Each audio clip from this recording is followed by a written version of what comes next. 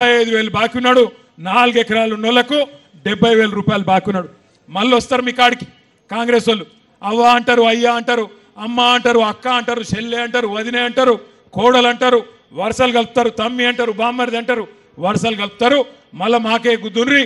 మళ్ళీ రేవంత్ రెడ్డి ఉన్నాడు, మీకు ఇది చేస్తాం, అది చేస్తాం, అల్లం బెల్లం ఇందిరమ్మ పథకం అంటారు, ఇది అంటారు, అది అంటారు.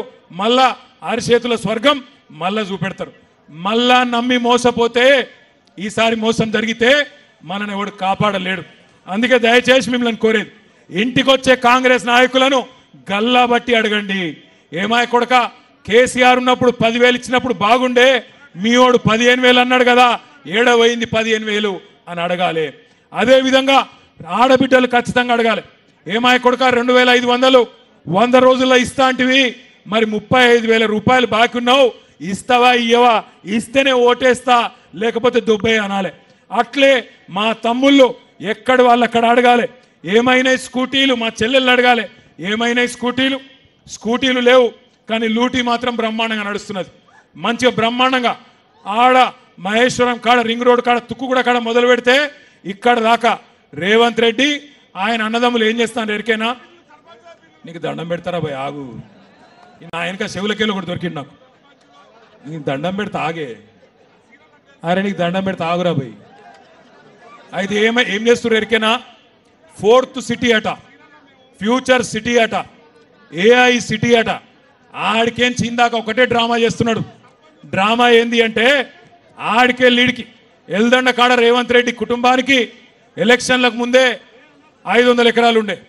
ఇప్పుడు నిన్నయాల మళ్ళీ ఒక 1000 ఎకరాలు దొబ్బేసిండు. ఒక 1000 ఎకరాలు, ఒకటి కాదు రెండు కాదు, 1000 ఎకరాలు సంపాదించుకున్నాడు. ఇప్పుడు నిన్నయాల కొత్త కథ మొదలు పెట్టిండు. మొన్న మా జైపాల్ యాదవ్ సాబు కొంతమంది రైతులను తీసుకొచ్చిండు మా కాడికి. ఏందన్నా అంటే, కొత్తగా వాళ్ళ అత్తగారు ఊరికట పెద్ద రోడ్ వేసుకుంటాడట అత్తగారు ఊరికి. ఎందుకో నేను అడిగితే, ఎందుకేమున్నదన్నా, ఓ 1000-1200 ఎకరాలు తీసుకున్నాడు. అక్కడ భూముల రేట్లు పెంచుకునేందుకు కథలు పడుతున్నాడు రేవంత్ రెడ్డి అని చెప్పాడు. కరెక్టేనని చెప్పేది? కేవలం స్వార్థం తప్ప ఆయనకు వేరే విషయం తెలియదు. రియల్ ఎస్టేట్ తప్ప స్టేట్ గురించి ఫిగర్ లేదు. రియల్ ఎస్టేట్ కూడా వేరే వాళ్ళకి లాభం అయితే కూడా ఆయనకే లాభం కావాలి, ఆయన కడుపే నిండాలి.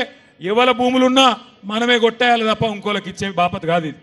గసంటి రేవంత్ రెడ్డిని పొరపాటున కూడా నమ్మకండి.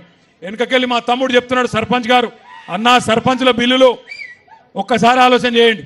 సర్పంచులు పాపం కేసీఆర్ గారు ఉన్నప్పుడు పాపం వాళ్ళు 1-2 కాదు, ఇలా ఏ ఊరికి పోయినా వైకుంఠ ధామాలు, డంపింగ్ యార్డులు, శ్మశాన వాటికలు, పల్లె ప్రకృతి వనాలు అన్ని కూడా కట్టినరు.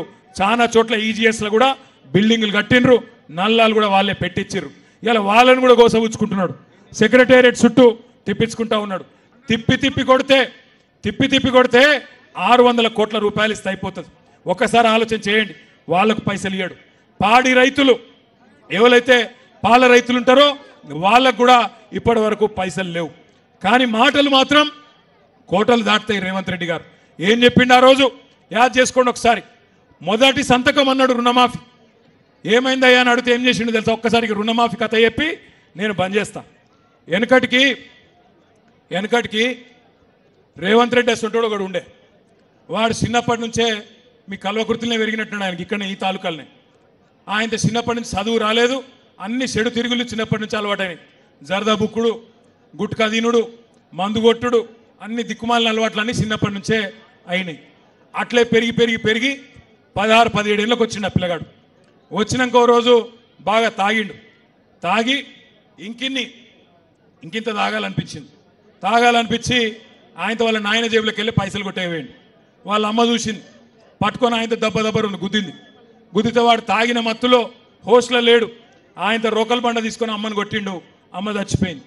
నాయనరికి వచ్చిండు. నాయనని కూడా రోకల్ బండతో మళ్ళీ అట్లే కొట్టిండు. నాయన కూడా అక్కడనే చచ్చిపోతే పోలీసు వాళ్ళు ఊకోరు కదా, చంపేస్తే ఆయనతో తీసుకుపోయి జైల్లో పెట్టిరు. ఇక జైల్లో పెట్టినాక శిక్ష వేయాలి కదా.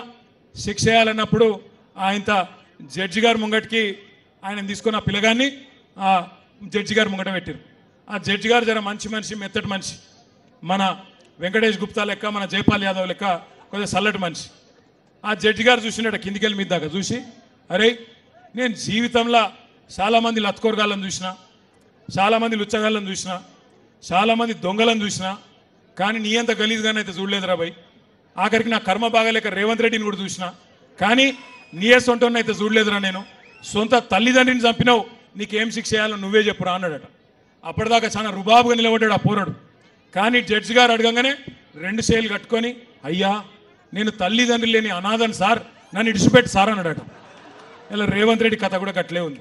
నిన్న మొన్నటి దాకానేమో మీకు చెప్పే రుణమాఫీ చేస్తా, మొదటి సంతకం పెడతా అన్నాడు. సెక్రటేరియట్ పోయిండు. ఏమంటాడు ఆడపోయి, ఇక్కడ లంకె బిందెలు లేవు,